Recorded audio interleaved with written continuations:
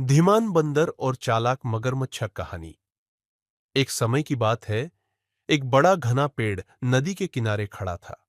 उस पेड़ पर एक बुद्धिमान बंदर रहता था।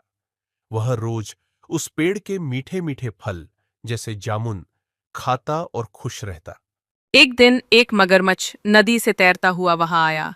वो बहुत थका हुआ और भूखा था। बंदर ने उसे देखा और दया आई।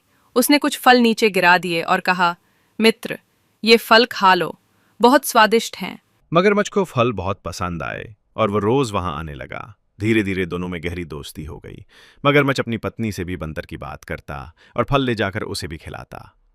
लेकिन एक दिन मगरमच्छ की पत्नी ने कहा, अगर ये फल इतने मीठे हैं तो उस बंदर का दिल कितना मीठा होगा। मुझे वो बंदर का दिल चाहिए। मगरमच्छ बहुत दुखी हुआ, लेकिन पत्नी के जोर देने पर वह बंदर को धोखा देने चला गया। उसने कहा, मित्र, मेरे घर चलो, मेरी पत्नी तुमसे मिलना चाहती है। मगरमच्छ ने बंदर को अपनी पीठ पर बिठाकर नदी पार कराने का वादा किया। बंदर भी खुश था क्योंकि उसे नदी पार करने का मौका मिल रहा था। मगरमच्छ बंदर को लेकर नदी के बीच में गया और फिर अचानक उसने बंदर को डुबोने की कोशिश की। बंदर ने तुरंत महसूस किया कि मगरमच्छ उसे धोखा दे रहा है।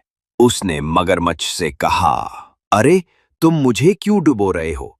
मैंने तो तुम्हें अपना दोस्त माना था। मगरमच्छ ने कहा, मुझे अपनी पत्नी को खुश करने के लिए तुम्हारा दिल चाहिए। बंदर ने चालाकी से जवाब दिया, ओ, मैंने तो अपना दिल पेड़ पर ही छोड़ दिया है। चलो वापस चलते हैं और मैं तुम्हें अपना दिल दे दूंगा। मगरमच्छ ने सोचा कि बंदर सच बोल रहा है और वह वापस पेड़ की तरफ मुड़ गया।